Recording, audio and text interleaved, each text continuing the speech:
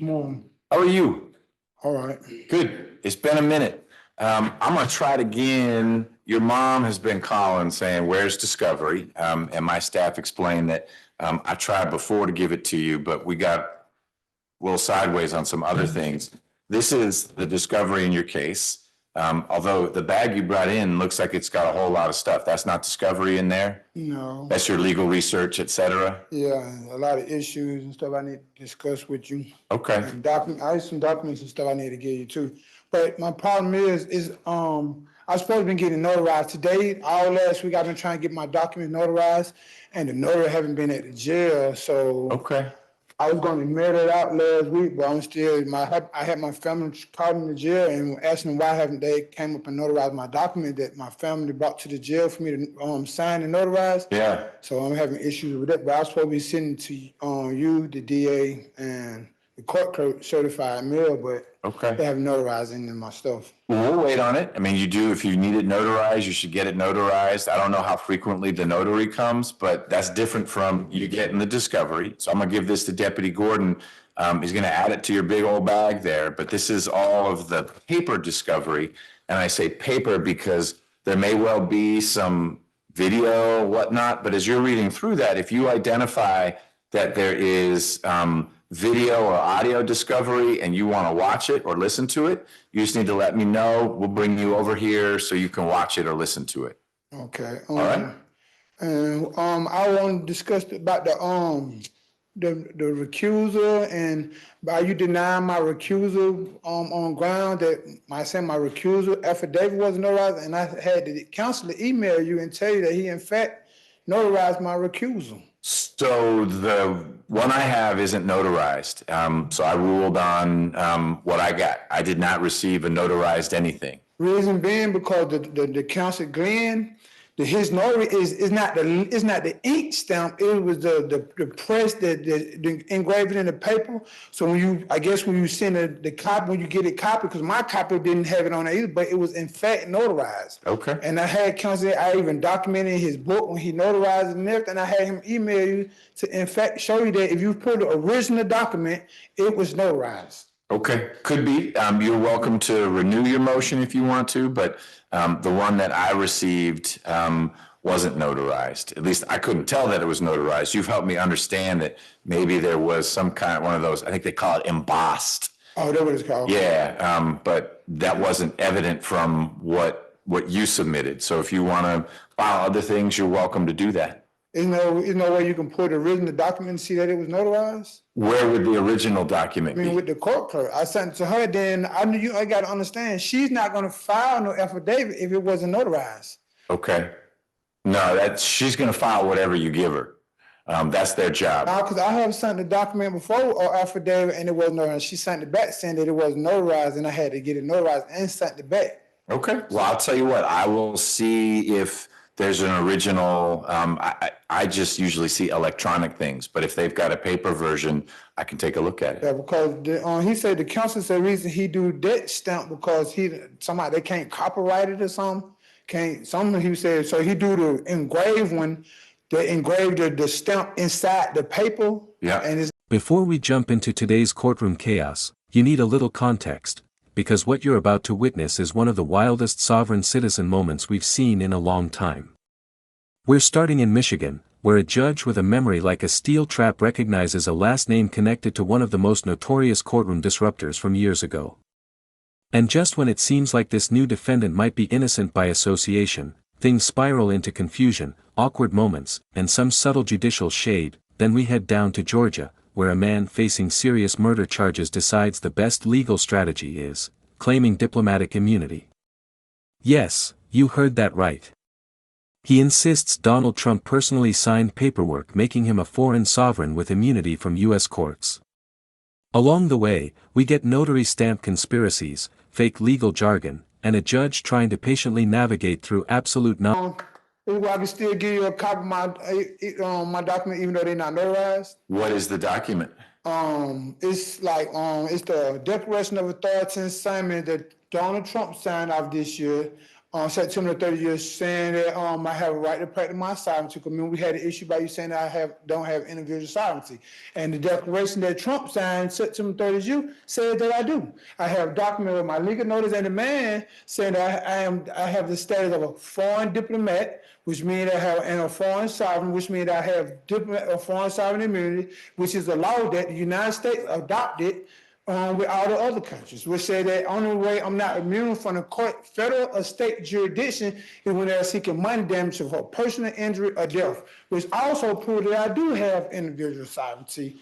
I have my acknowledgement and acceptance of all charges requesting different information that I'm asking for. I have my common copyright notice that says that the courts are in breach of my common law copyright notice because my name is copyrighted and trademarked, and there's remedies for breach that I have to give to the courts also. Okay. Why do you think any of those things require an affidavit that's notarized? Because let me show you. You don't need to show me anything. You're doing a good job of describing. Just describe, because the things you're describing, I've seen some of that stuff before, but it doesn't usually come with an affidavit. But if you think it needs an affidavit and the affidavit needs to be notarized, then now wouldn't be the time to get that to me. You should wait till the notary makes the rounds. She's supposed to came today, and by me being here, probably going to delay it. Oof. Because I have a time for like this one document, this acceptance and acknowledgement acceptance paper. We have a deadline for y'all to respond to my paperwork. So I still want to be able to give it to you, and I just still send it in the mail. Okay. 35 mail. Well, I wish the DA is Adam Abate here? He's right here. Hold on. This is for you. I got your name on this. You see it's still got the stamps on it. I see it's got the stamps on it. Why don't you just give it to Deputy Gordon? He'll get it to where it needs to be. Well, yeah, I just get copy and send a certified copy. Okay, will it go into for it to be something that Mr. Abadi or I need to work on, it needs to also go to the clerk and get in the document? Yeah, I'm gonna send it to the clerk. Just I send it got to the the clerk clerk? copy in there too, I just didn't put it out. Okay, make sure they get to the clerk. Like, because I know you had wrote that, and I also appeared at the order of you establishing jurisdiction, which you put out 3 days later after you denied my motion to recuse. But I feel like I know for a fact that that's against law because you're supposed to cease to act on the merits of the case when I filed my recusal and grant my recusal because it was in. Right here is a moment every courtroom regular dreads, when the judge doesn't just recognize your last name, but remembers the full name, the history, and the chaos attached to it. That kind of memory usually comes from someone who made a serious impression, and not a good one. Judge Perkins casually recalling a sovereign citizen from 2.5 years ago tells you just how disruptive that earlier case must have been. It also highlights something important about courtrooms. Judges see thousands of defendants, so when one stands out long-term, it's almost always for pulling extreme stunts or wasting the court's time. Even though this Lockhart turned out to be a different person, you can feel the tension in the room for a second, like everyone's bracing for another sovereign citizen showdown.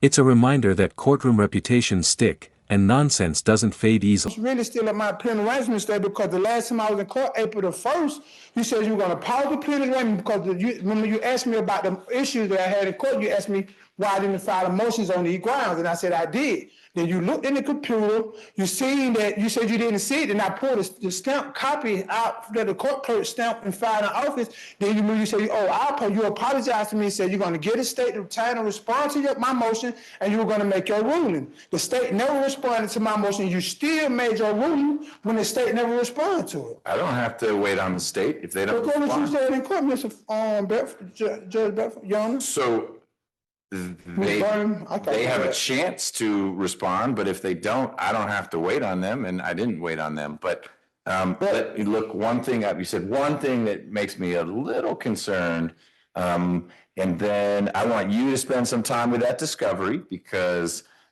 we are moving your case along. You're not going to sit there forever just waiting for trial. Well, if you still haven't established jurisdiction, this law state that I'm real good with jurisdiction. the case did not proceed until you establish jurisdiction. You can't establish jurisdiction if the Foreign Sovereign Immunity Act states that I'm immune from the state and federal jurisdiction. How can you have a jurisdiction on me if it says that I'm immune from the state and federal jurisdiction? Only time I'm not immune from state and federal jurisdiction when they are seeking money damages for personal injury or death. You'll just have to watch. And I filed motions on these grounds also. Then to add to that, Your Honor, the United States Constitution Amendment 5 states that no person shall be held to answer for a capital or otherwise infamous crime unless on a presentment or indictment. Your Honor, he never said that I can be arrested and charged with an affidavit for arrest. It said I can be charged is on a presentment or an indictment. A presentment is a notice to the grand jury of the charges they have investigated. They're supposed to take the information that they investigated, present it to a grand jury. They were supposed to indict me, then put out an affidavit for my arrest warrant. That's violating my Fifth Amendment rights. Okay. And anytime the state violates the law to secure a woman, they have to dismiss these charges. And I have the motion that I filed, I have examples of Donald Trump, they investigated him, they indicted him, then he had to turn himself right here in Fulton County. And the equal protection of law state that what you do to one person, you got to do to all individuals, no matter the personal class. So that's a violation of my rights, Your Honor. Well, fortunately for you, there are courts where you can challenge that if you feel like we haven't been doing it the right way here.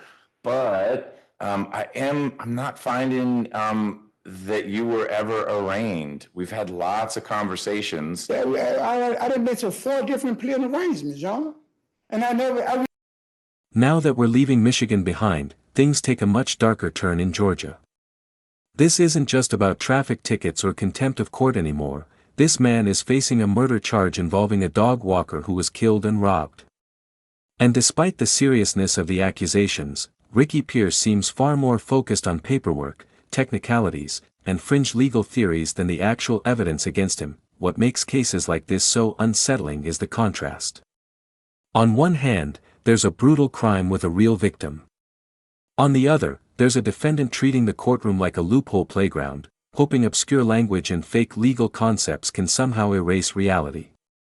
And as you're about to see, the judge gives him plenty. Not guilty for you, but it doesn't. I disagree with that. I understand you, and you're entitled to disagree. I feel pretty confident that the law lets me do that. But if I'm wrong, there are smarter judges that you'll get to.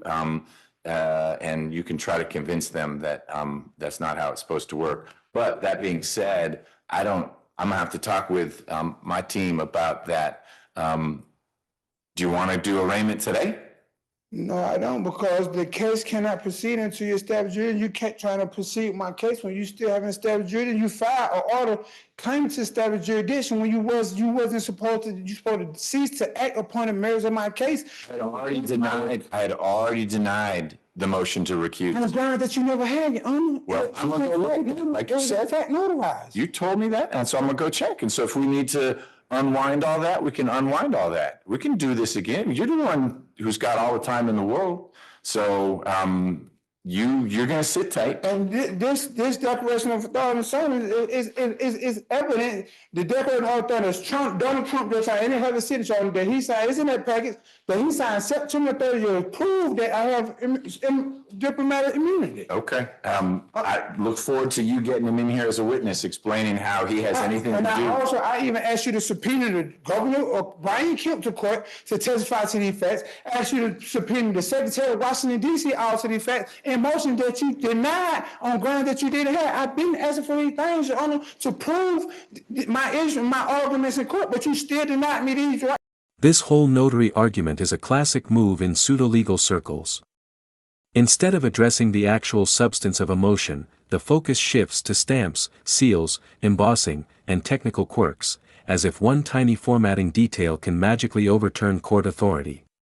Pierce is clearly convinced that because his notary used an embossed seal instead of an ink stamp, the judge somehow missed proof of errors. The reality: notarization doesn't validate the content of a document, it just confirms who signed it. Whether it's embossed, inked, or digital, it doesn't suddenly make a claim legally sound. The judge is calmly explaining this without directly humiliating him, but you can tell she's already heard versions of this argument before. It's another example of how sovereign-style David, connected with the motion to recuse that you filed. And if there is, then we'll need to work through your motion to recuse in a different way. If there's not, then the docket is exactly how it should be. I denied it because there was not a notarized affidavit. You notarized. Okay, well, you say so, but I gotta find it. If it's not with the clerk, then it wasn't notarized. Okay.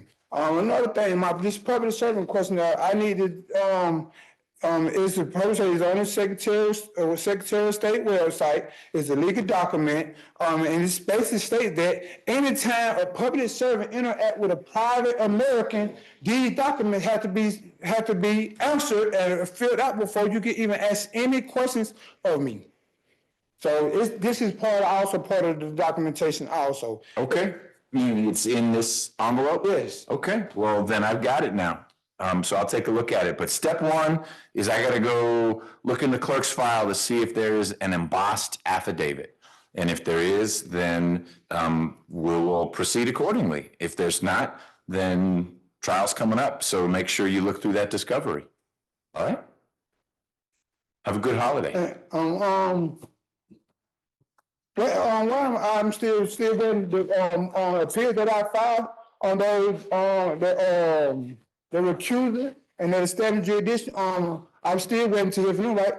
And I also state that if I have an appeal pending, my case is still stuck in one spot. You're still trying to proceed with my case when I have appealed two orders that you established, and I put my notice of appeal. Both of them is pending. So how am I you're still trying to proceed with my case? What are you doing with the appeal? Have you filed anything? Have you filed your brief? I'm in front of the Supreme Court to ask for my briefing.